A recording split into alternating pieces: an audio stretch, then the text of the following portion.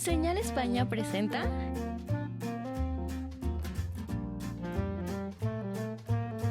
amenas pláticas de arte,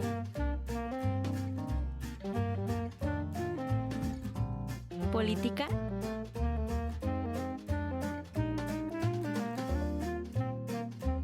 y cultura general.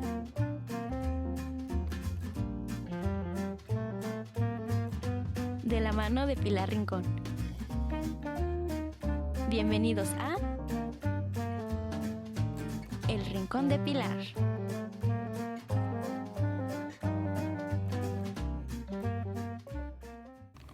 Amigos, buenas tardes. Gracias por permitirme estar en sus hogares. Y pocas ocasiones tenemos la oportunidad de tener a alguien tan joven.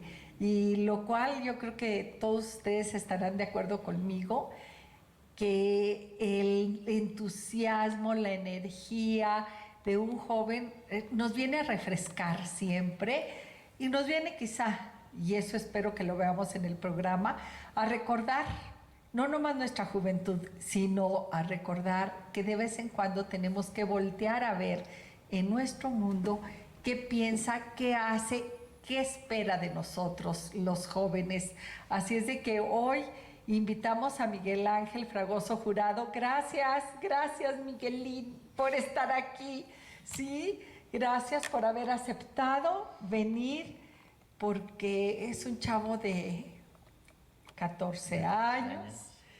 Y no es fácil. Yo le agradezco a su mamá, a su papá, que nos hayan apoyado para hacer esta entrevista, porque creo que también ellos son conscientes de que es importante que, como les decía, de vez en cuando sepamos qué piensa nuestra juventud. Así es de que gracias por venir, gracias por estar. No, pues con mucho gusto estoy aquí. Gracias. Y bueno, ¿qué creen? Yo le dije, no tengas miedo, porque él muy formal me preguntaba el formato de la entrevista, y ustedes ya me conocen. Nunca hay un formato. Siempre les digo que no les voy a pedir que me cuenten algo que no quieran contar. Que me digan algo que se distorsione con una mentira. Creo que si por algo nos distinguimos en este programa es por tratar de hablar lo más cercano a la verdad. Hay ocasiones que nos cuesta decir todo como debe de ser o como es, pero lo más cercano, sin llegar a trastocar la realidad. Así es de que gracias, y yo quisiera empezar por lo que mis amigos, que ya saben que voy a iniciar. ¿Dónde naces? Bueno, yo nací en El Paso, Texas, porque mi mamá, pues es de Chihuahua mi mamá, entonces tanto por interés de mis papás como por la costumbre que se ha hecho en Chihuahua, que es pues que las señoras embarazadas vayan a tener a sus hijos en Estados Unidos, ¿verdad? Entonces, pues, por eso me tocó allá. Y esto, fíjate que es algo súper interesante, porque estoy segura de que muchos, viendo tu fisonomía, dicen, con razón, sí, eres gringuito, eres de Estados Unidos, pero resulta que tus papás son mexicanos. Totalmente. Y que no por el solo hecho de haber nacido allá, digo, dinos de dónde es tu papá para que entiendan por qué también, aparte que tu mamá, como las de Chihuahua, yo también soy de Chihuahua, yo nací en Parral, sí, aunque soy de Durango, pero realmente las de Chihuahua somos grandotas, ¿sí o no? ¿Verdad? Pero tu papá, ¿de dónde viene? Bueno, mi papá es de aquí, de un pueblito que ahora ya aparentemente es ciudad, pero pues todavía es pueblito, que se llama Tepehuanes, aquí al norte. Y pues bueno, ciudad, es cabecera municipal. Es cabecera municipal, si estuviera exactamente. aquí tu papá, yo eso digo, de Santiago Papasquiaro, que son vecinos de Tepehuanes, y Saúl es de de Santiago. Entonces, cuando digo de un pueblo de Santiago, me va, así es de que si estuviera aquí tu papá, te diría, es cabecera municipal de Tepehuanes, ¿sí?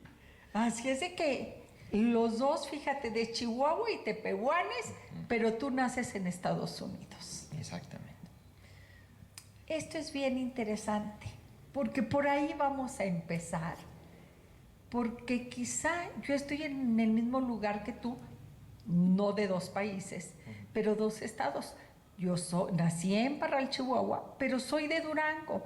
Entonces esto a veces, dice uno, nos confunde. ¿Tú cómo te sientes? Pues yo me siento muy mexicano, pero claro, las oportunidades, como es haber nacido en Estados Unidos, pues la voy a aprovechar algún día. Y bueno, ya la he aprovechado en ocasiones anteriores. Y a mí no me parece algo, digamos, confuso, sino más bien algo muy interesante, porque siento que no hay muchas personas que tienen esta oportunidad de ser de dos países a la vez, de cierto modo. De ser de dos países, porque esa es la realidad. Eres de dos países, no puedes negar, como lo acabas de decir, muy mexicano. Exactamente. Pero yo sé que muchas de las personas, sí, a veces nos causa este dilema de decir, le doy a mi hijo la oportunidad de nacer allá o de nacer aquí, ¿qué le quito? ¿Qué le doy? Y a veces el desconocimiento, pero me encanta como tú lo manifiestas, la oportunidad, otras oportunidades, es ampliar el horizonte. ¿Tú qué oportunidades ves de tener la doble nacionalidad? Pues a mí se me hace que ahorita la posibilidad de estudiar en los dos lados, que es algo muy importante porque pues obviamente es lo que define a futuro, pero después se me hace que las oportunidades de desarrollarme en lo que yo vaya a hacer son muy importantes y pues lo repito, es algo que muchas personas yo pensaría que quisieran tener, incluso haber nacido en dos países a la vez, que pues ya sé que no se puede, pero se me hace que hay gente que tal vez lo desearía con tener eso. Entonces para mí se me hace que las oportunidades son infinitas porque pues cada quien se abre las puertas con los esfuerzos propios. Se abren las puertas con los esfuerzos propios, pero esto es maravilloso porque creo que tú ahorita de facto les estás abriendo la puerta, la posibilidad a los jóvenes de decir, tenemos que pensar más allá de un acta de nacimiento, tenemos que pensar en la posibilidad de que el mundo es de ustedes, de que la decisión de estudiar debe ir más allá de, lo repito, de tener un acta de nacimiento, porque tú lo estás pensando. Exactamente. Y de hecho sí muchas veces me ha tocado que veo a muchos pensando que todavía falta mucho para que sus actos sean decisivos, pero yo pienso lo que estamos haciendo ahorita es cómo vamos a vivir después. Es una influencia tan directa que no sé por qué hay gente que a veces no piensa en eso, ¿verdad? Pero fíjate, tú me estás diciendo ahorita, y yo no sé por qué nos han metido la idea a los adultos, los jóvenes son el futuro del mañana. No, son el hoy. Ahorita. Lo que tú estás diciendo, son el ahorita. ¿Por qué te tienes que esperar a qué? ¿A 10 años, 5 años? Y tú ahorita tienes que pensar que tus actos pueden transformar no nomás tu vida, nuestra vida. ¿Qué te gustaría estudiar? Pues yo ya llevo varios años pensando que una carrera muy, muy oportuna, por decirlo de algún modo, sería la de medicina especializada en oftalmología. A eso. Bueno, pues aquí tenemos un médico, así es de que ya te va a decir que es directo a dónde, ¿al cielo o qué? A Israel. Ah, ¿ya sabías eso? Que la mejor oftalmología se hace en Israel.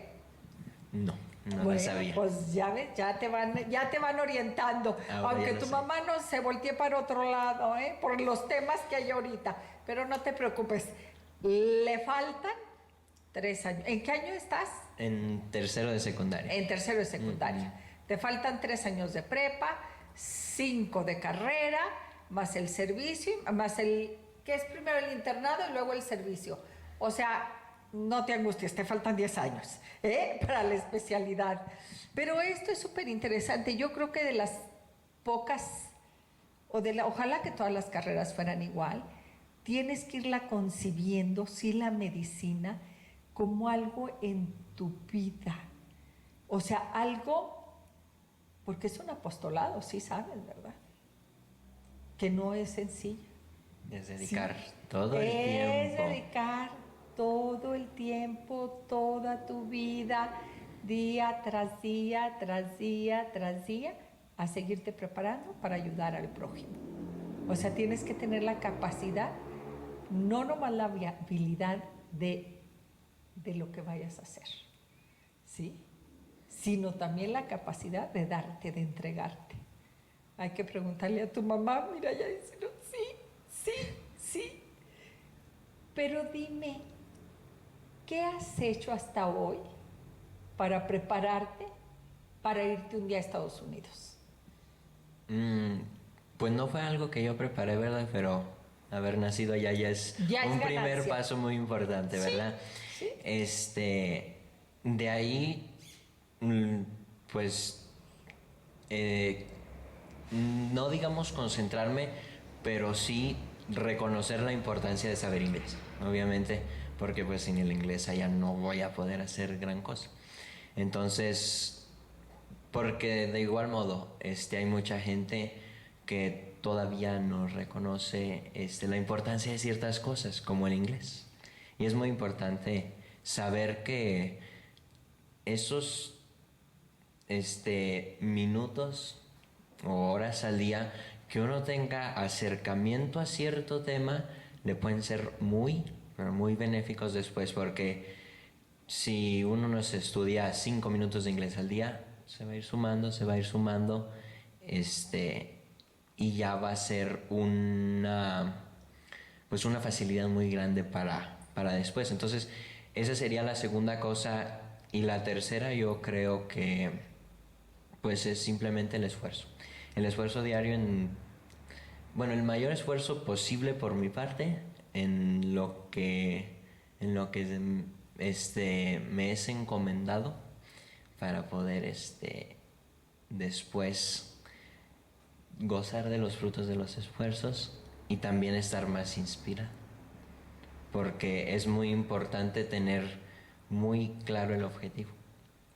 Ay, y yo sé que usted se está preguntando quién es la mamá de este niño o quién es el papá, porque sabemos que el trabajo en la educación de un joven no lo hace la escuela, ¿sí? Lo hacen los papás y los abuelos y la familia, y el corregirlo y el orientarlo, y en lugar de decirle, en lugar de salirte a jugar, pues lee. ¿Qué te gusta leer? Pues leer libros casi no lo hago. Pero sí, bueno, no es porque no se me haga entretenido, porque yo creo que si me acerco lo suficiente me va a parecer bastante divertido, como a muchas personas. Pero a mí me interesa más ver, digamos, videos de temas interesantes. Bueno, sí, es que como me dirían mis nietos, es que eso era de tu época. ahora son a través de los videos. Y te digo por qué utilicé qué te gusta leer. Por tu léxico, ¿sí? Por cómo hablas. Porque uno habla y dice algo hermoso, que me vas a decir es en otro sentido, sí. La boca no puede expresarse más de lo que está lleno el corazón. Pero aquí tu manera de hablar precisamente me dice, ¿de dónde te has estado alimentando para que hables tan correcto, tan formal, tan centrado? ¿Sí? Usted y yo quisiéramos que todos los jóvenes fueran así, ¿verdad? Pues no, hay de todo en la viña del Señor. Por eso te preguntaba, ¿qué libros, pero qué programas? ¿Tendrías que darnos una recomendación? Pues es que no es algo en específico, sino que es toda una variedad. Y bueno, yo a la vez dije videos porque es mi método, digamos, de aprender y sobre todo de divertirme.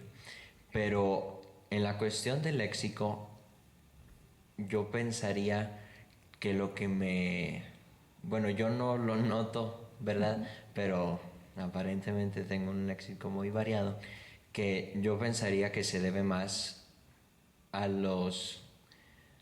a todos los trabajos de investigación, porque pues en la escuela son todos los días estar investigando y, y lo más importante es la concentración, porque no solo al estar viendo algo, pues es algo que a uno le está comunicando algo, y esa comunicación, pues ya sea una imagen o palabras, debe de uno de estar concentrado tanto para captar las imágenes en específico como las palabras en específico, y pues así también entender todo el tema completo.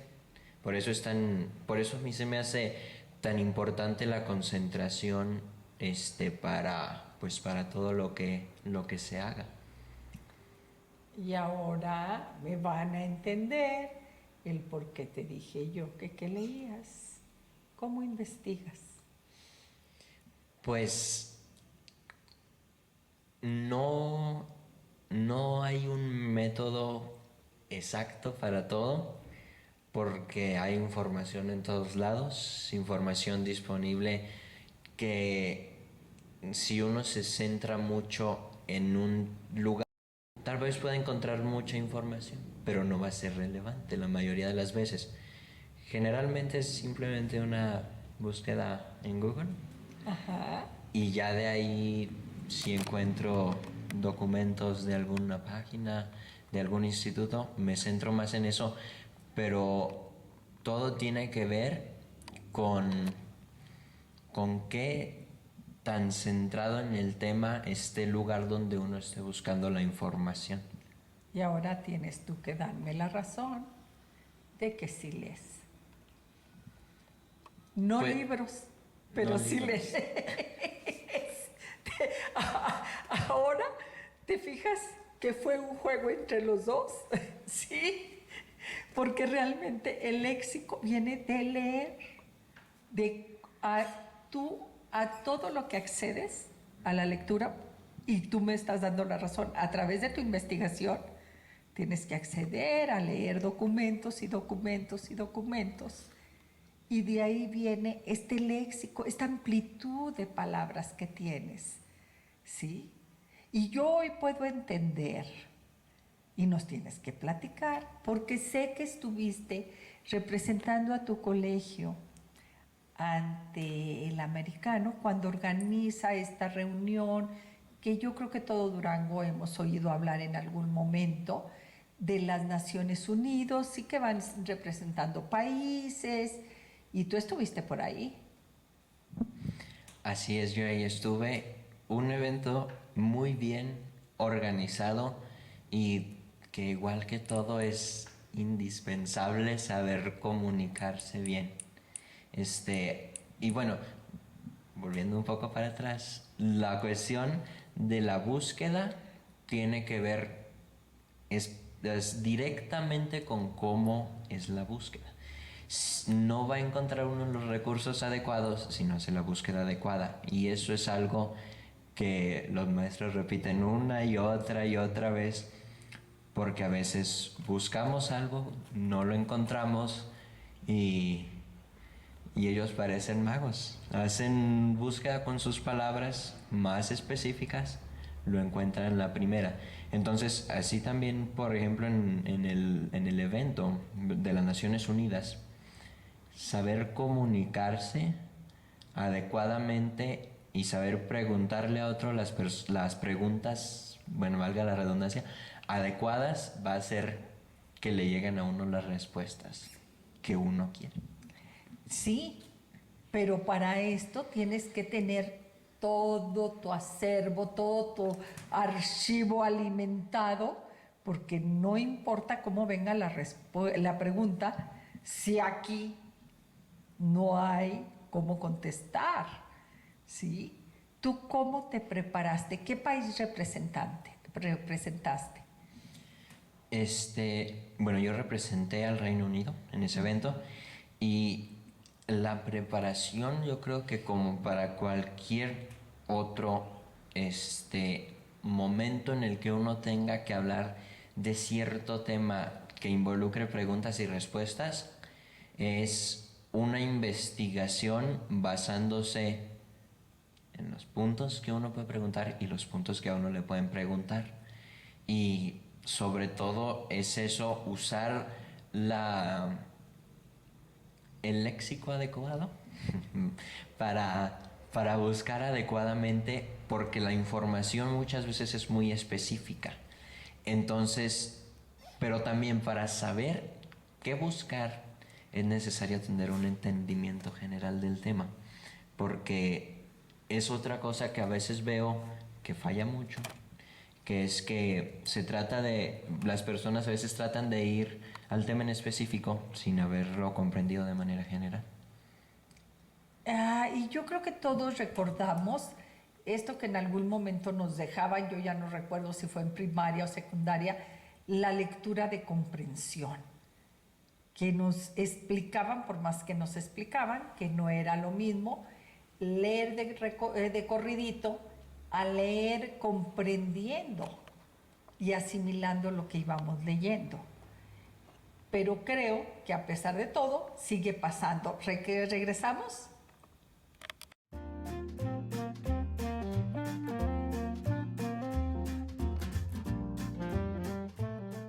Y estamos con Miguel Fragoso Jurado, un joven extraordinario, y ya lo irán descubriendo, lo iremos descubriendo. Y estamos en la lectura de comprensión, Miguel, porque tú me hablabas que era importante comprender lo que ibas a estudiar. Es muy fácil decirlo. Usted y yo nos habrán dicho más de una vez, es que te estoy hablando y te estoy diciendo, pero no estás comprendiendo nada.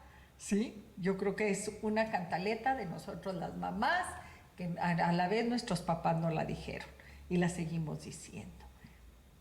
¿Hay algún ejercicio para esto? Es que, como en ciertas cosas, ¿verdad? El ejercicio es la actividad en sí misma. Desde mi experiencia, lo que yo he visto que me ha ayudado a comprender y sobre todo a saber comprender cualquier tema y cualquier cosa que esté a mi alcance es simplemente leerlo, porque poco a poco va a ir uno descubriendo los significados literales y figurativos también de cualquier, digamos, frase, porque no todas las frases tienen una explicación clara. Muchas tienen que ver, muchas están escritas desde el punto de vista de una persona preparada. Y pues si uno no está preparado también en ese tema, no va a poder entender lo que esa persona trató de expresar. Entonces es simplemente ir poco a poco adentrándose en el tema para que los significados ya más profundos y hasta los más básicos tenga uno más facilidad para comprenderlos. Yo quiero decirte que jamás me imaginé que un chavo de 14 años me dijese desde mi experiencia. Me encantó porque, ¿qué crees? Nada más después de los 50 pensamos que podemos tener experiencia. Y quizá en otro contexto te diría, ¿tú qué experiencia vas a tener, muchachillo? ¿Sí? Y resulta que me estás dando una cátedra de que realmente, porque esa es la experiencia, es lo que vas acumulando y lo puedes poner al servicio del otro. Esa es la experiencia. Pero equivocadamente creemos, como les repito, que no más a cierta edad, yo lo digo, bueno, la experiencia tiene un precio. A estas alturas no puedo dar juventud, pero puedo dar experiencia. Pero aquí está un chavo de 14 años que me habla desde mi experiencia. Y me encanta eso. Me encanta que digas, que tengas la visión clara de que puede ser los hechos, cuando nos referimos a ellos, literales o figurativos. ¿Sí? Porque tú dices, esa es parte de tu preparación. ¿Te fijas que a tu costalito le has echado más de lo que tú crees o de lo que piensas que traes atrás? Realmente te estás preparando. Pero estábamos en que representaste al Reino Unido. Exactamente. Y yo quisiera aprovechar esta oportunidad porque a veces las visiones que tenemos de los países es exactamente la visión de la figurita, y se las podemos pintar ahorita, del Reino Unido. Pues sí, es el Reino Unido. Y ahí nos quedamos, ¿verdad?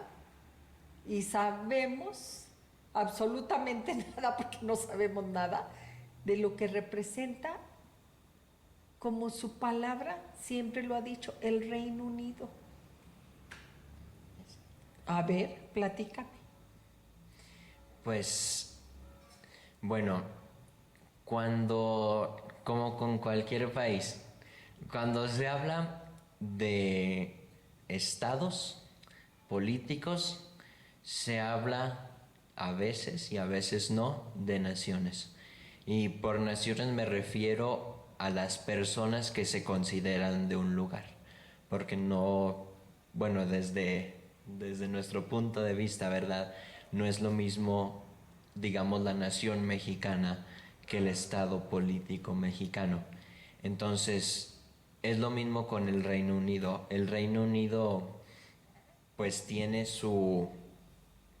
digamos, su silueta, que yo creo que muchos podrían asociarlo pues con eso, con el Reino Unido y todas sus tradiciones, pero no va mucho más allá, porque las personas, tal vez hay gente del Reino Unido que no vive en el Reino Unido, y que la nación pues se extiende hasta otras partes, y hay gente de otras partes dentro del Reino Unido, como en cualquier país. Entonces, la mezcla de todas esas personas brinda a flote una cultura que ya no es la de, bueno, o sea, por decirlo en términos generales, ya no es de ese país en específico, sino que ya es algo mucho más enriquecido. Y eso también ayuda mucho, por ejemplo, en ese evento, ayudó mucho porque como había múltiples perspectivas allá, pues yo que lo estaba representando, ¿verdad? Podía dar una explicación de lo que hacían más profunda, porque allá tenían ellos una explicación más profunda. A ver, tú eres el Reino Unido, estabas representando el Reino Unido. Yo quiero decirte que tengo una hija que tiene 14 años viviendo en el Reino Unido. Y nunca me ha explicado por qué. A ver, explícame. ¿Qué le pudo haber conquistado? Bueno, sé que se fue a hacer allá su maestría de reproducción asistida, después hace su doctorado y después decide que allá es donde mejor puede desarrollar su carrera de investigación. Pero tú eres el Reino Unido, tú eres el que me la tiene atrapada allá. A ver, dime por qué. ¿Por qué? Porque yo no le puedo decir vente a México.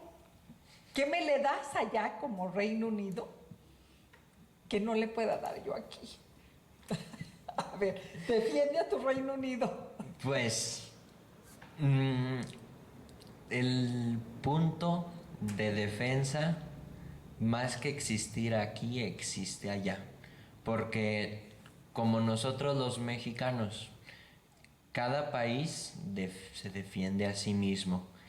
Entonces, hay personas de otros países aquí en México y personas de sus países les dicen, regrésate, aquí está todo bien.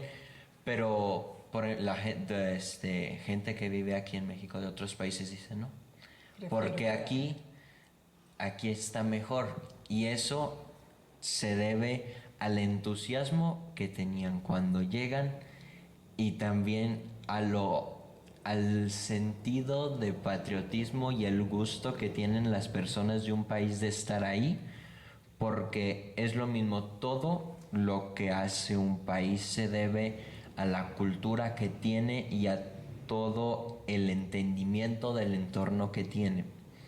Entonces, las cosas que hace tienen una explicación muy profunda para los miembros de la cultura de ese país. Cosas que hacen en Israel no las entenderíamos aquí, y cosas que hacemos aquí no las entenderían en Israel, porque es un ambiente cultural y social muy distinto. Entonces, tal vez cuando uno va de vacaciones, va no con las ganas, pero tampoco con el deseo, con la esperanza de poder regresar. Entonces, no trata la persona de envolverse en la cultura del otro país. Pero ya que uno va para allá, eso es lo que trata, de envolverse en la cultura. Todo se vuelve parte del individuo y muchas veces es algo que no quiere soltar la persona por miedo a perderlo completamente. Por ejemplo, de nuevo desde mi experiencia, el haber nacido en Estados Unidos, y haber venido acá hace que si me dijeran regresa a Estados Unidos, sí la pensaría dos veces, porque estoy muy apegado a México, ¿verdad? Pero si nada más hubiera venido a vacaciones, no, yo creo que ya me hubiera querido regresar, pero en la primera oportunidad. Miguel, eres hijo único. ¿Cómo te hace sentir? Porque no es lo mismo hablar. ¿Qué crees? Nosotros fuimos 10 hijos. Así es de que no es fácil. No es lo mismo hablar dentro de, imagínate 10, que tuvieras 10 hermanos en tu casa, no te lo pueden imaginar, lo sé. Pero bueno, de una familia en la que ahorita comúnmente son 3. Sí, 2, 3, todos tus amigos, estoy segura que tienen 1 o 2 hermanos. Pero tú vienes de ser el hijo único, en que de alguna manera las expectativas y las esperanzas de tus papás tienen mucho que ver. ¿Ellos qué esperan de ti? Pues no, yo no lo considero como una expectativa propiamente, solamente tienen la esperanza una esperanza muy alegre y muy viva de que me beneficia a mí todo lo que ellos me brindan y todo el apoyo que recibo. Y es, pues yo creo que cualquier hijo podría llegar a pensar lo mismo, que lo que hacen sus papás para apoyarlos no es para acercarlos más a las expectativas que tienen, o en sí el trabajo que hace el hijo por sí mismo no es para acercarse a las expectativas de los papás, sino más bien para desarrollarse todo lo posible, porque cada esfuerzo y cada apoyo beneficia y va a ser útil después o ahorita mismo. Y voy a aprovechar esta claridad que tienes, esta claridad que tiene desde tu experiencia y tu juventud respecto a lo que es una expectativa y una experiencia y una esperanza. Pero tú, en comparación con los otros, porque acuérdense que queremos saber qué piensa la juventud. Y me puede encantar, por eso digo, desde tu claridad, tus amigos piensan igual que tú en decir, yo voy a estudiar lo que yo quiera en base a lo que me brindan mis papás, o los otros quieren estudiar lo que sus papás esperan. Pues ya llevo un largo rato sin oír a alguien decir, voy a estudiar lo que me dicen mis papás, porque eso es lo que quieren. Cada quien está bastante centrado en desarrollar sus aptitudes y sus cualidades para ir definiendo lo que quieren hacer y lo que pudieran hacer después. No creo que de mis amigos, no creo que nadie esté más que dispuesto con el sueño de cumplirle la expectativa a los papás. A mí se me hace que todos quieren hacer lo mejor que pueden, pero no para satisfacer ninguna expectativa de sus papás, sino para satisfacer, ¿sí?, las expectativas de ellos mismos. ¿Qué tal, O sea, esto nos da una lección clara y te lo pregunté en conciencia porque, ¿qué crees? Mi generación sí era con las expectativas de nuestros papás. Y yo pudiera decir, quiero estudiar esto, pero mis papás estaban esperando que yo estudiara lo otro.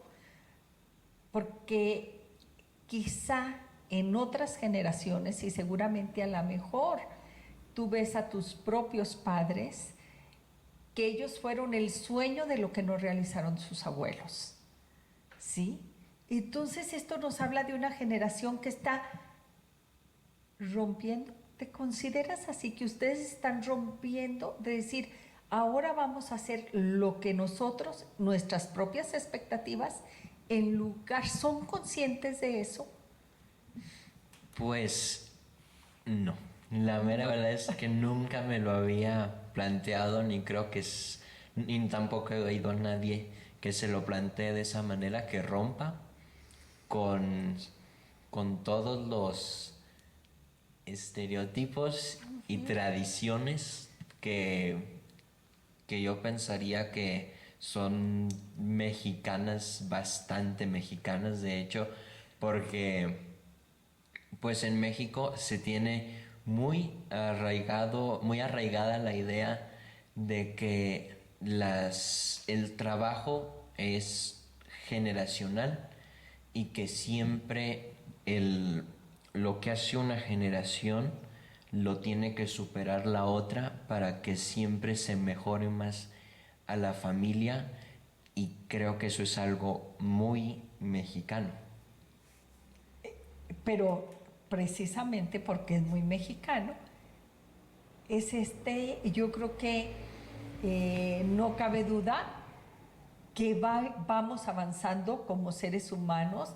Entonces tenemos en el avanzar paso, y no en balde cuando están formados dicen rompan filas, ¿verdad? O sea, un paso va a romper con el anterior, un paso va a romper con el anterior, y así son las generaciones, pero por generaciones, y sí, lo dices muy bien las mexicanas, pues bueno, ¿qué crees? Vemos las empresas que el papá hace en función de que él quiere que el hijo la siga ejerciendo y que sí, que sea mejor que él, pero es la misma empresa, es la misma empresa.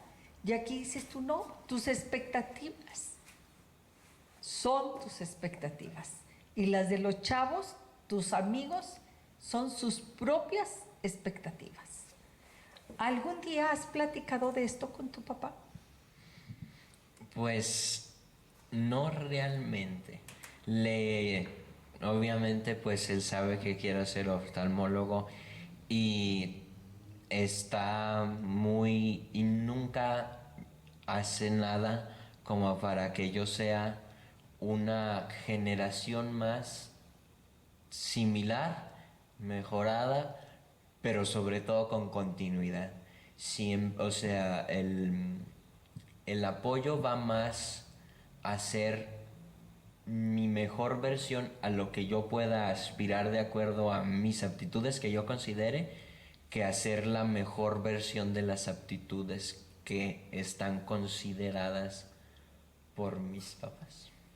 Esto es hermoso. Esto deberías de dárselos de conferencia a los chavos, ¿eh? Yo sería feliz que y usted también, que todos los chavos pensaran así.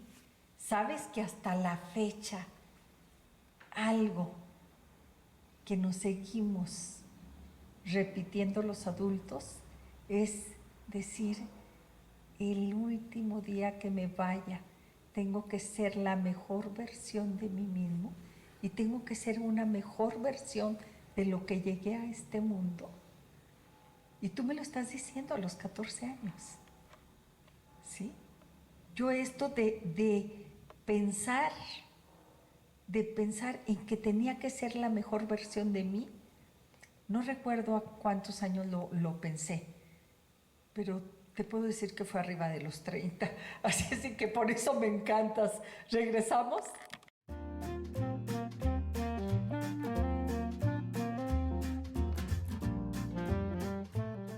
Miguel, pero siempre yo he estado convencida de que en las decisiones de vida, y tú me estás hablando ya de una decisión de vida, creo que hay tres, y no lo digo yo, Saúl me lo ha repetido toda la vida, que hay tres cosas en las que no se puede uno equivocar. En la carrera que uno elige, sí, que es lo que vas a estudiar.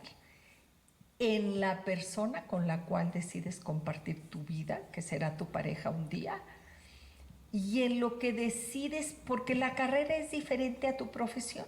La carrera es lo que estudias, la profesión es a lo que te dedicas. Ojalá todos, absolutamente todos, coincidiéramos que nuestra carrera es nuestra profesión. Pero no siempre es así. Sí, tú te habrás dado cuenta que resulta que estudió de médico y es chofer, o resulta que estudió de contador, pero es, no sé, otra cosa. O sea, entonces esto te va dando ciertos, ni siquiera son tropiezos, porque puedes ser muy exitoso y conoces muchísimas personas que estudian una carrera por mostrarles un título a sus papás. Otras generaciones, ya me dijiste que esta generación afortunadamente no va a ser así, pero muchas de nuestra generación lo decía, mi papá me exige que le dé el título y ya después puedo hacer de mi vida lo que quiera. Entonces tú estás tomando una decisión de vida al estar pensando ya en qué vas a estudiar. Pero ¿por qué decides oftalmología? Pues yo creo que a muchos les parecería muy contradictorio porque muchos me han dicho que no vaya por la medicina, especialmente los oftalmólogos. Me han dicho es un sacrificio, como bien lo aclaramos antes, es un apostolado y si uno quiere tener libertad, hay ciertas cosas que no se van a poder hacer. Pero yo pensaría que, como digo, bueno, refiriéndome a las tres decisiones más importantes, porque digamos de cierta manera son permanentes, refiriéndome a esas tres decisiones, todo tiene que ver con qué tanto nos conocemos a nosotros mismos y, y entre más tarde tomemos esa decisión, más nos vamos a conocer, porque más tiempo vamos a haber pasado con nosotros mismos. Y no por más tarde me refiero al tiempo, sino más tarde en cuanto a experiencia. Porque una persona puede pasar años sin acumular un acervo que le sirva para afirmar lo que quiera hacer en el futuro y para afirmar las convicciones que va a seguir para tomar decisiones en su futuro. Y otras personas pueden en un día tener una idea muy clara de las convicciones que van a seguir para tomar decisiones en su futuro, y eso depende de qué tan concentrado esté uno en que lo que uno está haciendo ahorita es lo que le va a suceder a uno después, pero al revés, volteado, del otro lado de la moneda. Y entonces, ¿por qué piensas en oftalmología? Exactamente, se me había ido, pero porque se me hace una carrera tan interesante. Yo siempre me ha interesado las cosas que no tienen que siempre van a estar continuando y que siempre van a estar no mejorando, pero sí teniendo una diferente versión. Entonces yo no quería algo que tal vez vaya a tardar tiempo en que algo nuevo surja, y me pareció que la medicina era algo que iba a avanzar rápido y que, como lo ha hecho estos últimos años, así va a seguir avanzando, y a mí se me hace lo más importante para mí que las cosas no se queden en lo mismo, porque si no, pues en primer lugar uno se aburre, y en segundo lugar, pues sin progreso no hay beneficio. Claro, siempre va a estar en movimiento, porque el ser humano nunca vamos a acabar de descubrirlo.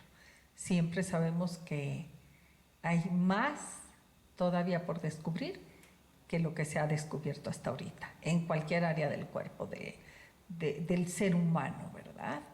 Entonces, en eso tienes razón, pero eres consciente de que para llegar a un fin como es la oftalmología, tienes que pasar por todo un camino que tú puedes decidir, sí, quiero oftalmo, pero tengo que hacer la carrera de medicina y tengo que aprender de todos los sistemas, el circulatorio, el nervioso, el digestivo, todos los sistemas, para terminar estudiando una parte, pero que está conectada con todo el ser. Exactamente, es muy complejo tener que tomar una decisión así, porque es muy emocionante y muy interesante y muy llamativo por las aptitudes y sobre todo las esperanzas que yo tengo sobre mí mismo, y lo que yo quiero hacer, pero pues es también un paso muy grande, porque en las cosas que uno hace muchas veces sí puede haber vuelta atrás, pero no va a ser igual que que no haber retrocedido, sí, que no haber retrocedido ese camino que uno ya lleva. Entonces, miedo propiamente no me da el tener que estudiar tanto, y espero que a nadie le dé miedo tener que estudiar, porque se me hace que es una cosa que en vez de darle miedo a uno la debe disfrutar, porque es exploración y es adquisición de intereses nuevos, y todo es en beneficio de la persona. Pero así como no les debe de dar miedo, también les tiene que generar un gusanito, ¿verdad? Así un interés, un apego más fuerte por esforzarse en el estudio, y es porque yo lo he visto en mí. Entre más puedo hacer que no me dé miedo el estudio, pero tampoco puedo hacer que se me haga una cosa sin importancia, porque si no, pues no sirve que no me dé miedo. Claro, ahí tienes que ir compensando. Pero sabes tú, y quizá a lo mejor alguien del público o Saúl lo sepa, cuántos chavos, cuántos niños y niñas que salen de secundaria ya saben qué van a estudiar. ¿Sabes tú? Es una ínfima, ¿sí? Quizá todos tus amigos tienen una idea, pero que me hable con la seguridad que tú me hablas, muy pocos. ¿Y sabes tú cuántos entran a medicina sin saber qué especialidad van a tomar? O sea, la mayoría, el 99% entran a medicina queriendo ser médicos, pero muy pocos dicen, voy a ser médico para hacer esta especialidad. Entonces, que tú desde ahorita tengas definido, o sea, porque en ningún momento lo dudas, ¿sí?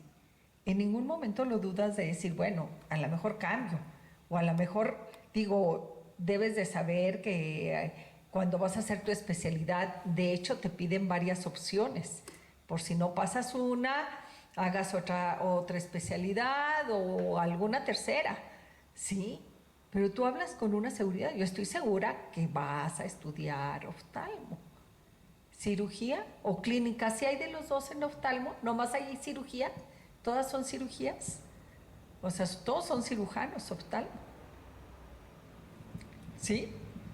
Pues lo que sucede es que quien esté, bueno, igual, hasta donde yo sé, de quien esté calificado para hacer una cirugía en ese aspecto, es quien puede dar también una consulta.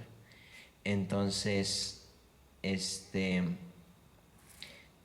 y bueno, regresando un poco a la pregunta de hace un rato de por qué oftalmología, creo que me fui muy general a lo de la medicina, pero en la parte de la oftalmología me parece que es tan importante ver bien, porque yo no me imagino una vida sin poder ver, porque es como dicen, ir a la guerra sin escopeta, ir a la ir a la escuela sin lápiz, vivir la vida sin poder ver bien, se me hace muy complicado, y pues hay gente que lamentablemente tiene que pasar por esas situaciones, pero que si se puede arreglar, se me hace una cosa que beneficia mucho.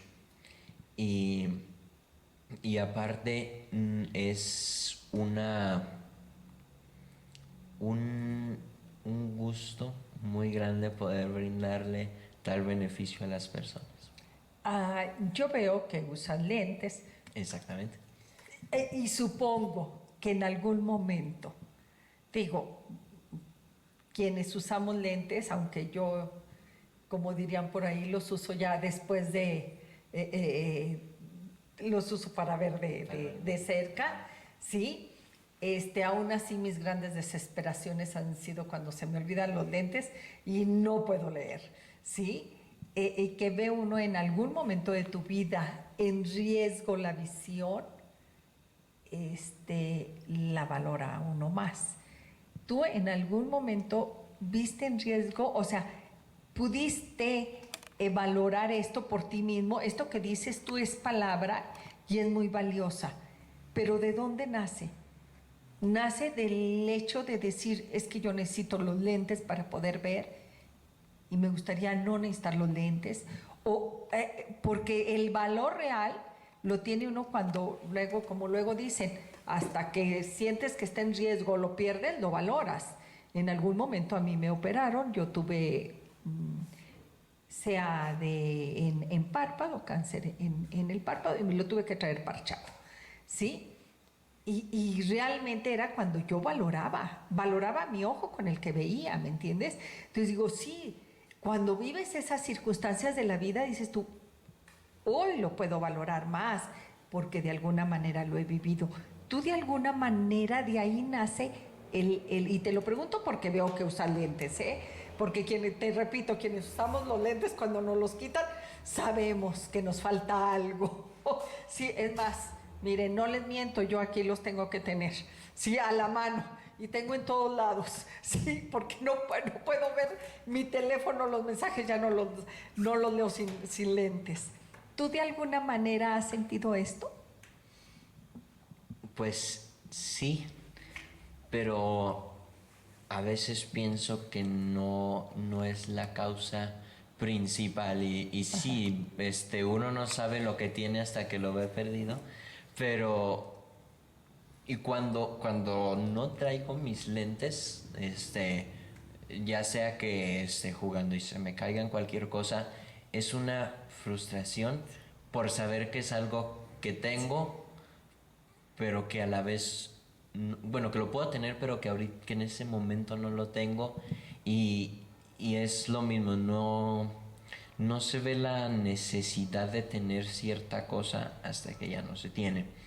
Entonces, hasta cierto punto me llevó a reafirmar mi postura y a pensar qué importante es poder ver, pero también me llevó a comprender que como a mí me ayudaron, todas las personas que necesitan ayuda pueden ser ayudadas, y no muchos casos yo he sabido que la cura o lo que necesitan está ahí, pero muchas veces no pueden llegar a eso por muchas razones.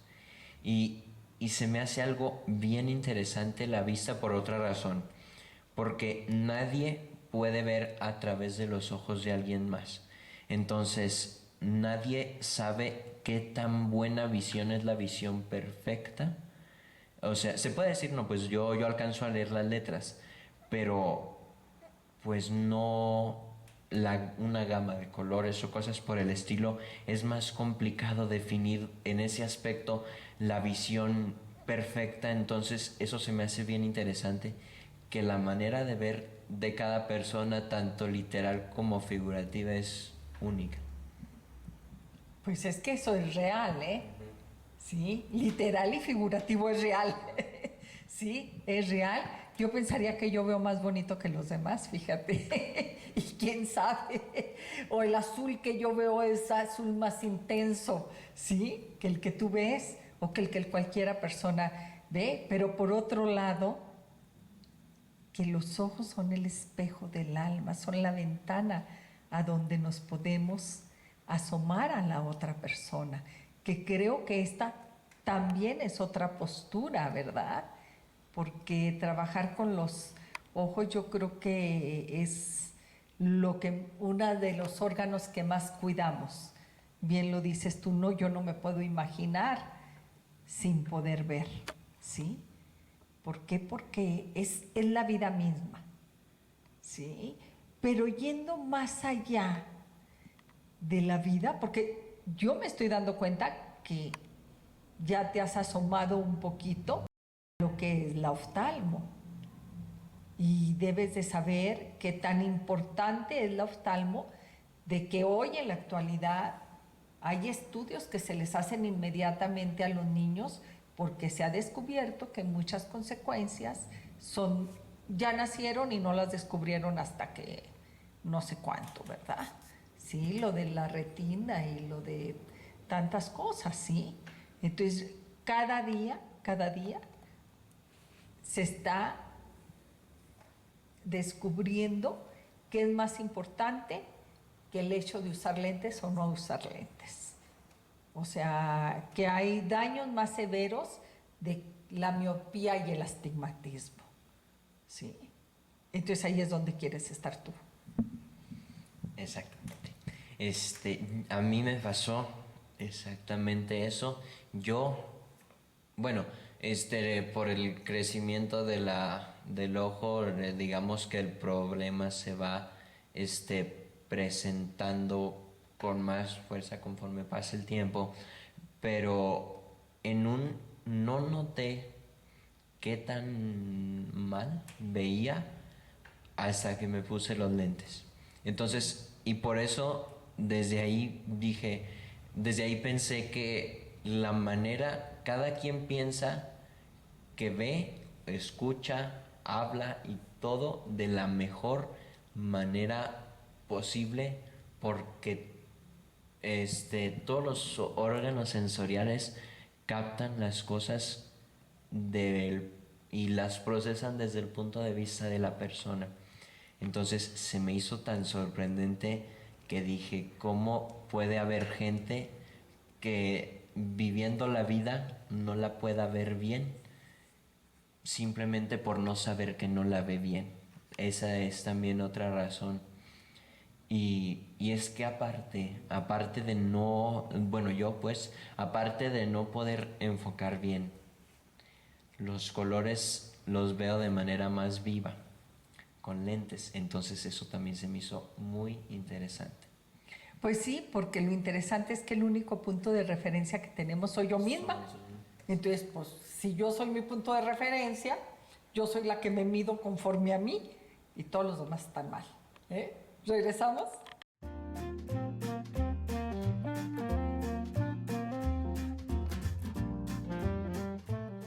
Y estamos con Miguel Fragoso Jurado, que tenemos que hablar también de sueños. De los sueños que nacen, que ojalá que a todos nos acompañen. Toda la vida yo sigo soñando, ¿sí? Y le pido a Dios morir soñando, seguir siendo una soñadora, porque eso es lo que me sigue haciendo creativa, ¿sí? Pero los sueños nacen desde que nacemos, aunque hay personas que dicen que nunca han soñado, lo cual puedo respetar. ¿Cuáles han sido tus sueños? ¿Qué recuerdas de niño? ¿Qué hacías de niño? ¿Qué ibas soñando? ¿Cómo ibas construyéndote?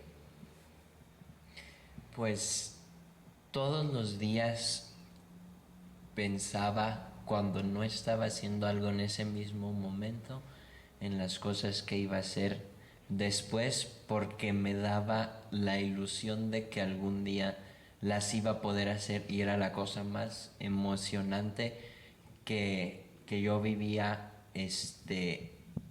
tal vez a veces en todo el día, porque para mí los sueños eran, bueno, y siguen siendo algo, una ilusión tan fuerte y tan vívida, sí, pues, que siento que si no hago todo lo posible por hacerlos, pues no fue porque yo no quise, sino por otras cosas externas.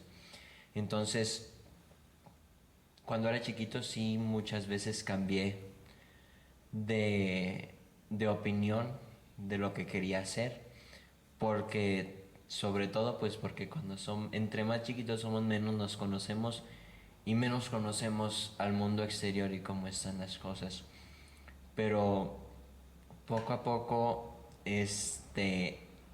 todos vamos descubriendo que hay sueños que nos apasionan más por las cosas que sabemos en ese instante. Y entre más nos ilusionemos por los sueños y aparte de ver nuestras metas ya cumplidas, por esforzarnos en ese proceso, esa ilusión es la que siempre va a movernos a hacer cualquier esfuerzo. Entonces, de igual manera, si no hay esa ilusión de hacer algo, muchas veces pues no se va a tener la esperanza en uno mismo de llegar a hacer algo con el esfuerzo, que a veces sin ilusión es poco y con ilusión es mucho más grande. Pero ¿cómo? Hay una frase que todos seguramente hemos escuchado: los sueños, sueños son. Pero si los dejamos en sueños, pues sueños son y ahí se quedan, ¿sí? Pero ¿cómo convertirlos? ¿Cómo no olvidar? Porque a veces se nos olvida eso que soñamos. ¿Cómo no olvidar los sueños? Pues del mismo modo, bueno, como había dicho, pues, los sueños se recuerdan y se reviven por la ilusión que se tiene por cumplir las metas que implican esos sueños, y es algo que yo he sentido siempre y que he pensado siempre y bueno, y que he experimentado siempre, que entre más me centro en ver algo cumplido y en llegar a hacer algo que yo quiero, entre más me centro en eso, más ganas tengo de hacerlo. Y aunque se vuelva difícil, digo, no, si llegué hasta este punto, estoy seguro de que puedo continuar, porque el paso más difícil para hacer cualquier cosa es empezar a hacerla.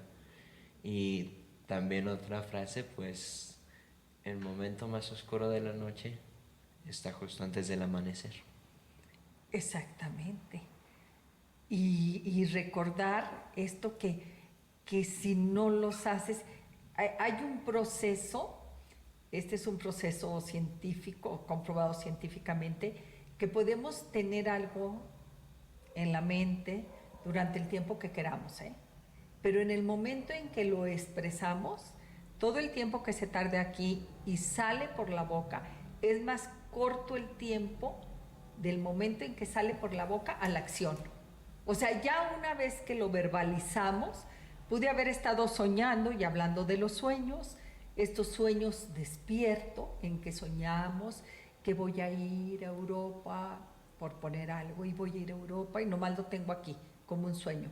Pero en el momento en que le digo a alguien, voy a ir a Europa, eso, a la acción, va a ser más corta, ¿sí? Porque ya lo verbalicé. ¿Cómo le hacías tú con tus sueños? ¿Los platicabas a tu mamá? ¿Los escribías? ¿Qué hacías con tus sueños para estos procesos de hacerlos realidad?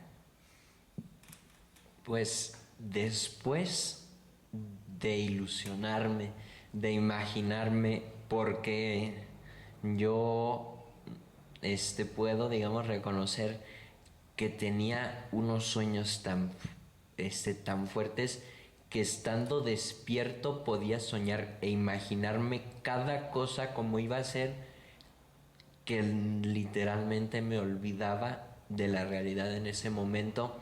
Entonces, y eso también me daba tanto gusto poder, pensar que yo podía llegar a lograr mis sueños, que ya una vez que también me daba mucho gusto poder platicárselo a alguien, porque ya sabiéndolo a alguien más, también aparte se tiene la esperanza propia y la esperanza de las demás personas de que esos sueños se cumplan. Pero tú estás hablando has dicho una palabra que me encanta, la ilusión. Porque desde ese momento empiezas a vivir el sueño. Por eso vale la pena soñar. Más allá de que se haga realidad porque obvio, tenemos muchos y seguramente tendrás muchos sueños que no se llevaron a cabo, pero ¿qué crees? Ya los disfrutaste en este proceso de la ilusión y los va viviendo uno, como tú bien dices, y los empieza uno a vivir. Híjole, no se hizo, pero cómo disfruté ese amanecer que nunca vi al lado de otra persona con la que quería verlo. Sí, o sea, el solo hecho de la ensoñación llena de ilusión es un proceso, ¿sí? ¿Y en qué sueñan los chavos de hoy? Bueno, todo tiene que ver con qué tan concentrados estén en hacer su vida propia, pero propia no por lo que digan otras personas, sino por lo que hacen otras personas. Porque conozco mucha gente que hacen lo que otras personas hacen, ya sea por no quedar, por no ser distinto, o porque ven que a otras personas les funciona eso. Entonces, personas con las que yo comparto muchos momentos, siempre sueñan con ser, ya lo habíamos dicho, la mejor versión de sí mismos.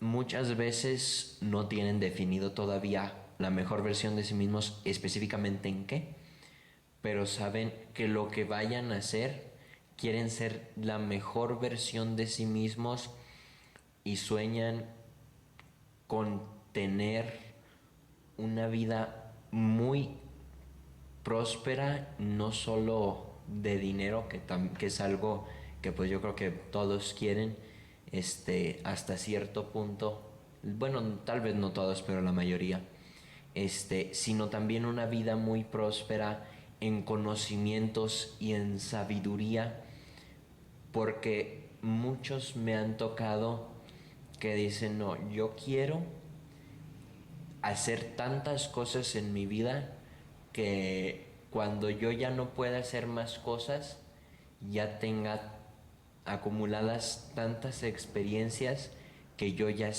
no sienta que me falta alguna por vivir, y también tantos conocimientos que yo sienta que ya no necesito vivir alguna experiencia para aprender más. Miguel, dentro de esto tiene que haber liderazgos. ¿Te consideras líder? Pues cuando se presenta la oportunidad, yo pienso que cada quien asume el papel, ya sea de ayudante, ya sea de cualquier papel que se pueda tomar en cualquier actividad que se vaya a hacer, se asume de acuerdo a qué tanta ilusión hay a que el sueño se cumpla. Si uno tiene mucha ilusión porque se cumpla el sueño propio, muchas veces va a asumir la posición de líder, o va a tratar de asumirla si es que otra persona no tiene una ilusión mayor. Si uno tiene mucha ilusión por ver que los sueños de los demás se cumplan, va a estar ahí dispuesto a ayudar a las otras personas y a quien constituye el liderazgo. ¿Y estás de acuerdo que el líder es el que trabaja más? El líder es el que trabaja más para los demás, para que los demás trabajen más para el líder, sin que el líder caiga en ser jefe, porque el jefe lo que quiere es que los demás trabajen para él sin que él trabaje más para ellos. Entonces, digamos que al asumir un liderazgo, lo que se prevé, lo que el líder prevé, y la esperanza del líder es que la ilusión que tiene y el esfuerzo que hace por consolidar a un equipo que haga las cosas adecuadamente, esa, ese esfuerzo, lo que el líder espera es que no sea en vano. Y vuelvo a la pregunta, ¿qué tal líder eres tú en la escuela? Pues en los proyectos muchas veces no, la gente muchas veces, o sea, y digo por mis compañeros, siento yo, que no tratan de asumir el liderazgo por no ir a causar algo que no sea de acuerdo a las expectativas de los demás. Porque entonces, como muchas veces tienen ese miedo de ser líderes en algunas de las actividades más importantes, pues yo sí me ofrezco y creo esa ilusión por cumplir ese sueño para hacerme líder y para que los demás, sabiendo que tal vez la responsabilidad no caiga totalmente en ellos si algo salga mal, que ellos también puedan dar su mayor esfuerzo. Ahora que si hay alguien que tiene una ilusión muy fuerte por hacer algo, pues que sea el líder, porque es quien más, quien mejor, pues, quien mejor sabe qué es lo que quieren todos, porque sabe que la ilusión que está forjando él y el sueño que ha estado y que trabajará, que ha estado y que irá a trabajar, pues va a ser un sueño que todos en cierto punto van a querer apoyar. Entonces, cuando se presenta la oportunidad, totalmente, me tomo la responsabilidad de ser líder, pero cuando alguien tiene esa ilusión, pues hay que saber, y hay que tener esa confianza En alguien más. en alguien más. No, y te lo preguntaba porque yo decía, claro que estoy segura que tú terminas siendo el líder, porque si eres al que le gusta investigar, al que le gusta hacer las cosas, al que lo hace, que sea mi líder, por favor, yo hago lo que tú me digas, ¿sí? Así es de que, obvio, debes de ser un líder en tu escuela. Miguel, hay un tema que a los adultos nos hace mucho ruido, y te lo voy a preguntar con la apertura de tu madurez y con la confianza de que me puedas decir, no estoy enterado. Sí, no estoy enterado. Hay dos temas que nos angustia porque lo vemos en las estadísticas. Las estadísticas actualmente nos están diciendo que alumnos desde primaria se les ofrece droga, que alumnos desde primaria están en contacto con algo muy fuerte, lo que es la pornografía. ¿Sí? ¿Qué me puedes decir de esos temas? Pues que esos temas, todos los recursos que alguien puede tener a la mano, se crean por necesidades inexistentes muchas veces. Es decir, las drogas, ¿qué necesidad hay de que exista eso? No hay ninguna necesidad, pero sin embargo existe. se crea. Igual la pornografía, no hay ninguna necesidad real, pero se crea esa necesidad. ¿Por qué? Por intereses de otras personas. Entonces son temas o sea, son recursos que son accesibles tan fácilmente que no se ve desde el punto de la accesibilidad la dificultad de conseguirlos y sobre todo la dificultad de aprovecharlos. Porque también muchos piensan, ¿qué tan mal me puede ir si hago o veo tal cosa? Porque no en una primera instancia, en un primer instante, pues si no se dificulta el acceso, y más que si no se dificulta, si no se pone énfasis en qué tan importantes son otras cosas como para restarle importancia a eso, a las drogas, por ejemplo, si no se tiene ese énfasis en la importancia de las otras cosas de la vida, no se va a tener ningún freno para experimentar algo de ese tipo. Miguel, ¿en algún momento de tu vida alguien ha tratado de acercarse contigo con algunos de esos dos temas? No, afortunadamente no, y en mi escuela no he escuchado casos de una involucración directa y en la escuela pues con alguno de esos dos temas.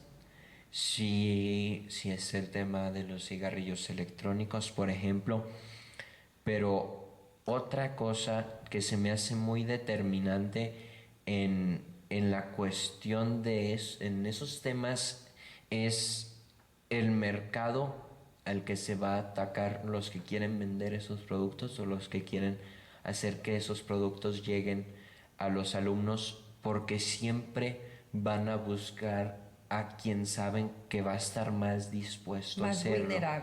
Más vulnerable y vulnerable a veces, ya sea porque está dispuesto, porque no tiene la preparación o porque no tiene un sentido de importancia para otras cosas en su vida.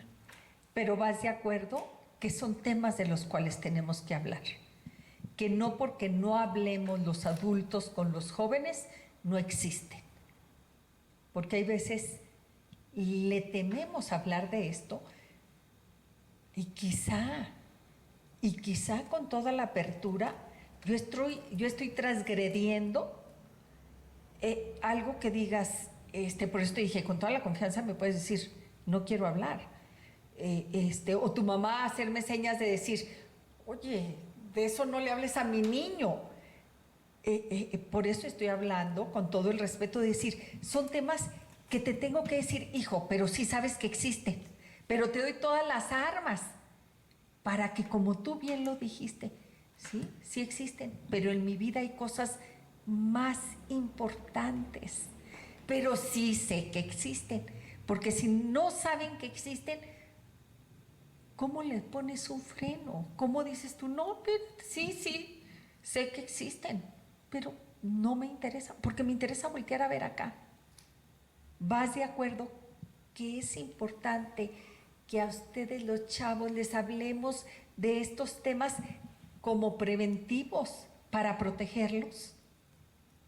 Es muy importante porque la importancia de algo no se crea en automático. Cualquier tema, bueno, hablando de estos temas, pues, de cualquier tema en general, por ejemplo, digamos, el campeonato la FIFA, el campeonato internacional de fútbol, no tiene ninguna importancia para la gente y para los niños si no se les habla de qué tan importante es. Entonces, si las drogas no se sabe qué tan importante es, pues, qué tan importantes son, importantes no digo por beneficio, sino al contrario, claro. el perjuicio, sí, qué tan importantes son en ese tema, pues no se va a saber con qué tanta fuerza y con qué tan grande debe de ser el esfuerzo por evitarlo. Para decir no. Exactamente, porque muchas veces el esfuerzo no se hace porque no se piensa que esa cosa tiene importancia. Muchas veces la gente, por ejemplo, al estudio, no hay esfuerzo en eso porque no se le reconoce la importancia. Y es lo mismo, a veces no hay esfuerzo en parar esos temas si no se ve la importancia del propio tema. Del problema. Del perjuicio. Sí. Regresamos.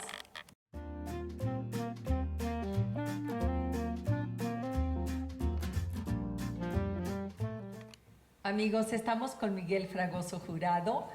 ¿Y qué crees? Dejé un tema al final y que fue el tema por el cual lo contacté, fíjense, y lo dejé al final.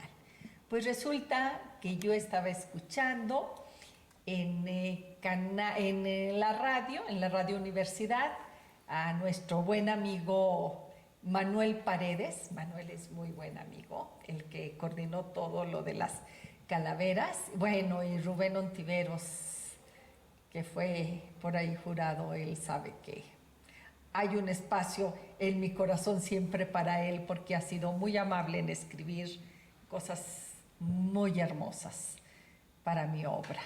Y muy buen amigo, ambos muy buenos amigos. Bueno, y Jesús Lira, que todos somos parte de lo mismo, ¿sí? El caso es que estoy escuchando un concurso de calaveras y resulta que Miguel presenta una calavera que me encantó la manera de cómo fuiste hilando a los personajes de Durango. Pero yo quería que lo conocieran y conocerlo yo misma en todo este contexto, en todo este bagaje que él nos ha hablado de su propia historia y su propia formación y sus sueños, para poderte preguntar, ¿y en qué momento escribes? ¿En qué momento dijiste, yo voy a participar en este concurso?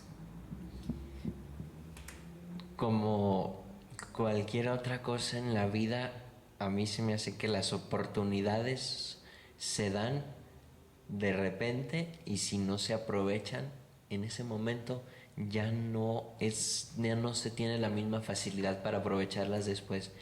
Ese concurso, dije, tengo que aprovechar esta oportunidad, porque también entre más oportunidades aprovecha uno, más oportunidades va a tener uno después. Entonces, y más que tener un tiempo específico para escribir, para poner en papel lo que yo pienso, siento que hay que encontrar ese tiempo, porque yo considero que siempre la persona debe de tener todo el tiempo destinado a algo, algún sueño, alguna ilusión, pero si surge otra, hay que darle su lugar. Exactamente. ¿Y cómo escribes? Porque todo el mundo sabemos la historia de las calaveras y creo que en algún momento todo el mundo hemos escrito una calavera, lo más sencillo, hablar de una persona y hacerlo relativo a su propia vida y sus encuentros con la muerte, o la muerte su encuentro con su vida. Pero aquí lo que más me llamó la atención es que escribes dentro de y lo repito, un contexto de Durango, de los personajes de Durango. ¿Cómo pensaste en hacer? ¿Cuál era tu finalidad con esa calavera? Mi finalidad era ver qué tan importante es para todos y en específico para los escritores, que son los que es porque en el papel, pues la tinta se queda en el papel por mucho tiempo. Entonces, ahí las ideas que se plasman ahí son un referente para todo lo que le ha pasado a las personas que pusieron esa tinta en ese papel.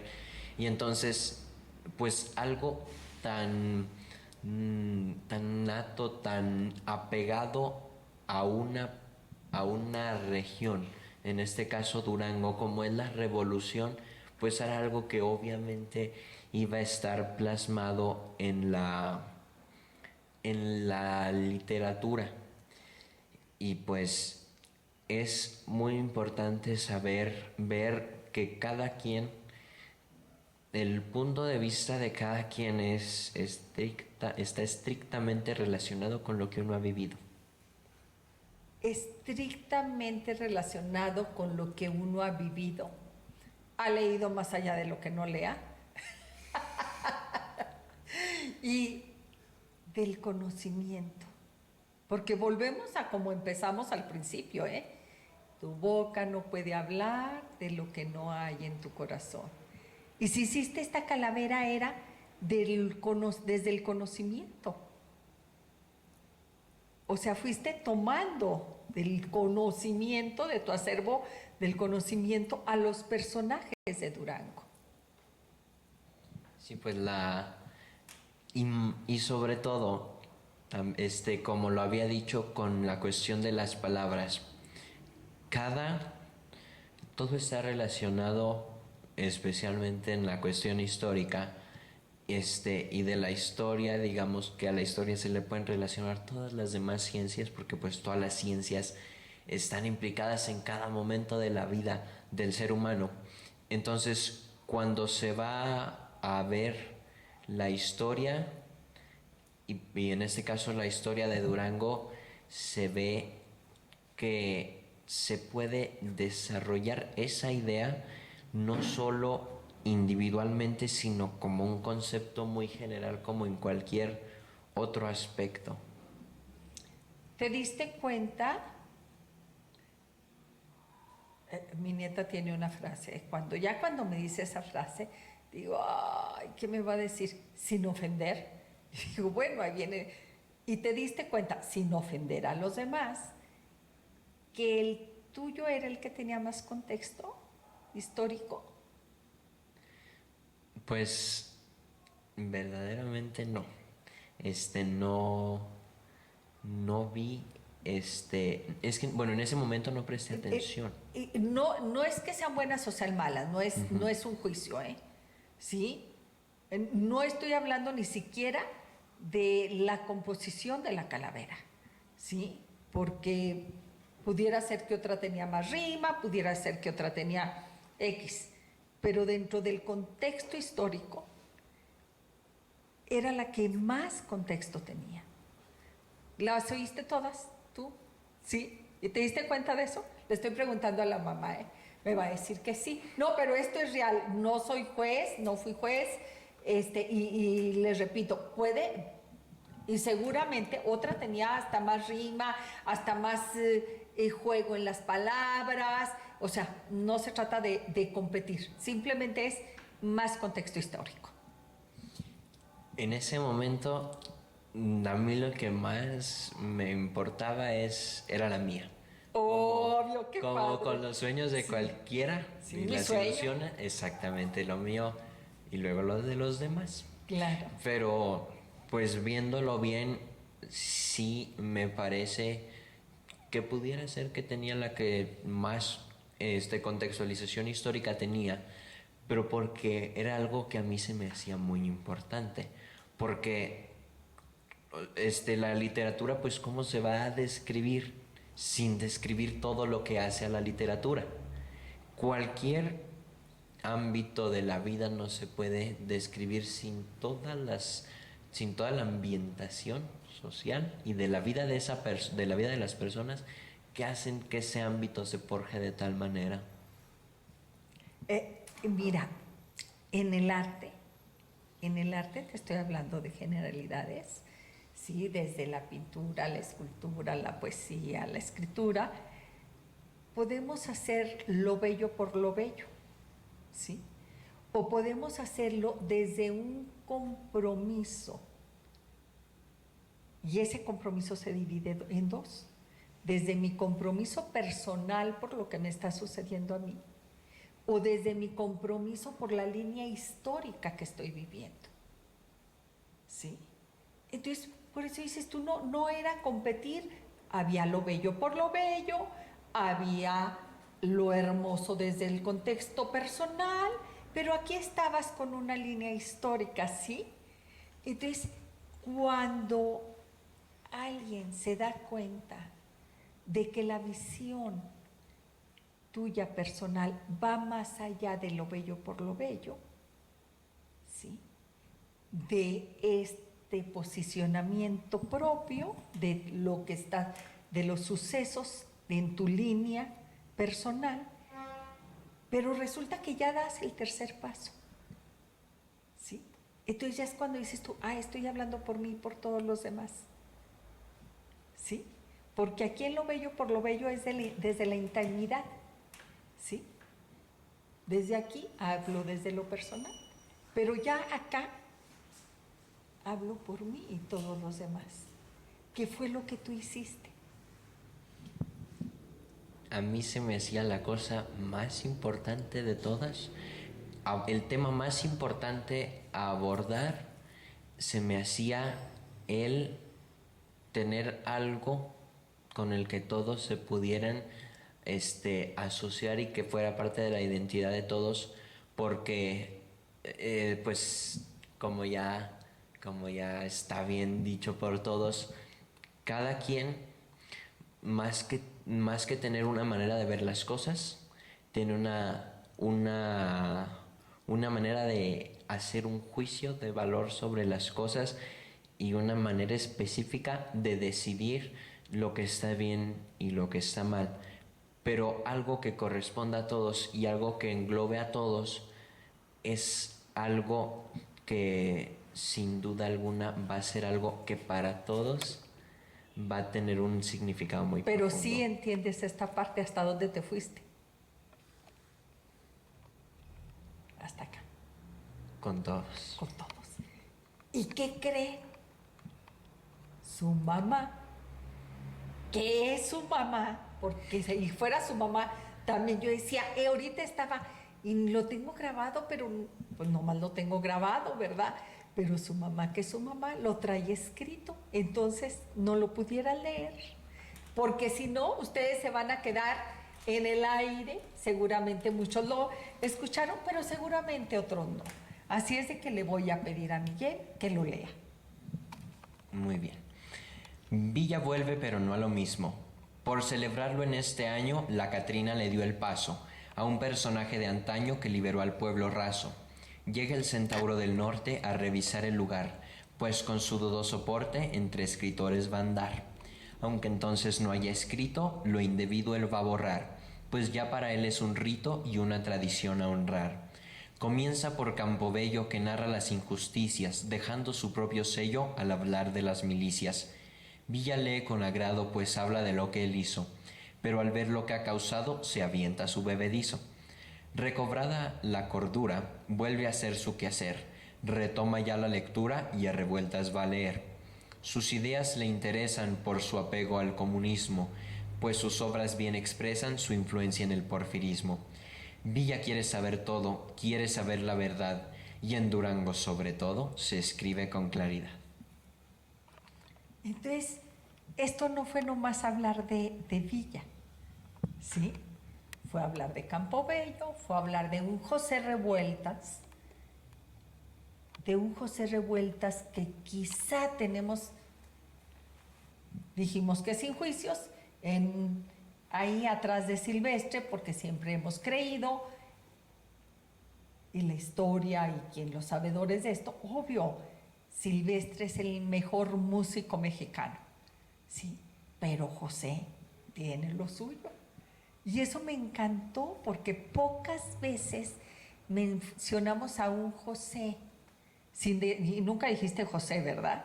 Pero bueno, quienes de alguna manera nos embarramos también en esto, sabemos que te referías a José, a cualquiera de los revueltas tenía que ser José, en un movimiento comunista que fue muy importante en su momento.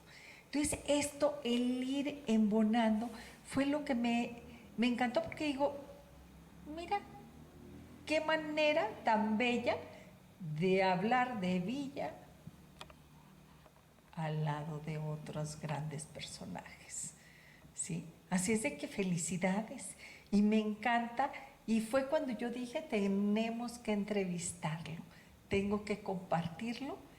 Ni yo sabía todas las sorpresas. Que creen, no lo conocía.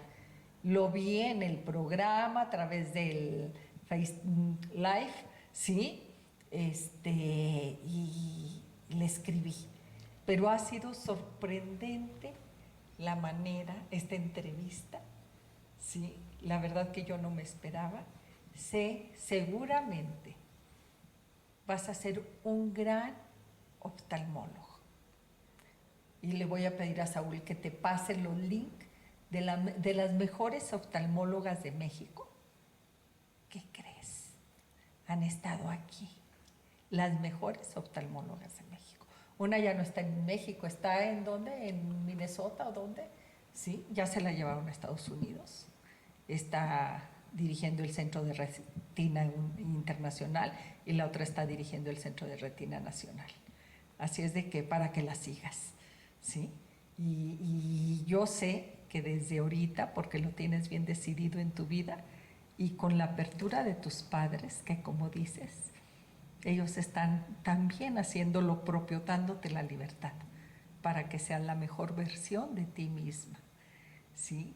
Pero yo, antes de despedirte, ¿cuánto nos queda acá al que está tras las cámaras? Yo quisiera que nos dieras, ¿qué creen? No es un consejo a los chavos.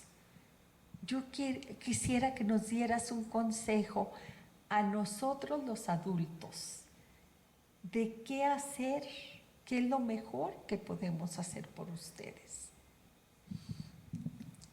Más que algo que puedan hacer, es algo que tal vez que no hagan. A veces, sí, porque a veces se cometen unos errores que resultan en obstáculos muy fuertes. Pues el primero que ya hemos hablado es tratar de decidir por los hijos, y yo he visto que cuando se les da no libertad de tomar convicciones propias, ideologías muy fuera de lo común, sino más bien libertad de decisión. Cuando se da esa libertad es cuando se aprende, porque si no se aprende de las victorias, de lo que nos sale bien. Aunque se haya hecho el mayor esfuerzo, hay cosas que no salen bien, y pues ahí se aprende que el esfuerzo tuvo que haber sido de otra manera y enfocado a otra área de lo que se hace. Entonces, pues a veces no hagamos, no obstaculicemos. la toma de decisiones, exactamente. Que se les den consejos, está muy bien. Y consejos pues muy puntuales, muy apegados a la realidad. Porque también, también tiene que ver mucho qué tanta importancia se les dé a las cosas, dependiendo de qué tan apegado a la realidad esté, qué tan verdadero piense la persona que es eso. Entonces, si se comparten ideas muy radicales, tal vez no se piense en un primer instante que son reales.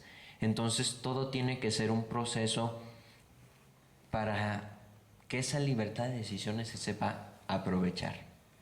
Y otra cosa pues es el apoyo, porque sentirse y estar apoyado es lo que también crea las ilusiones. No hay ilusiones, no hay sueños si no se piensa que se tiene el apoyo para hacerlos.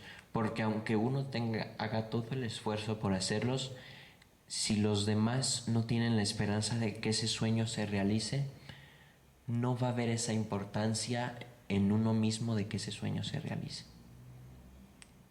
¿Qué tal? Así es de que es lo que no debemos de hacer. ¿Y qué crees? Se me quedaron en el tintero 2 preguntas, pero creo que ya se nos acabó el tiempo. Lo dejaremos para otro programa que tú me dirás cuándo.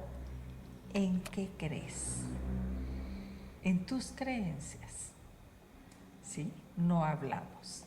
Y no hablamos de algo que también los adultos nos cuestionamos, las creencias, y qué tanto le inviertes al deporte. Sí, pero bueno, las vamos a dejar.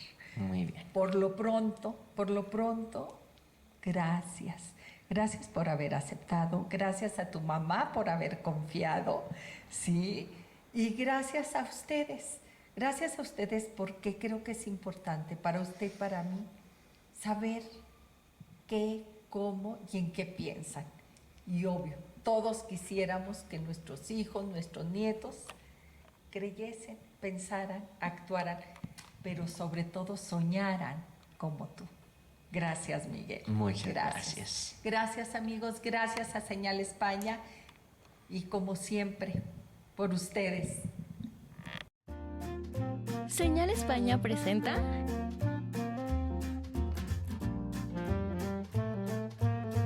amenas pláticas de arte,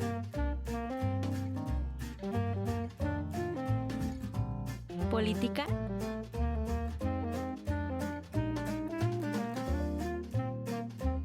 y cultura general.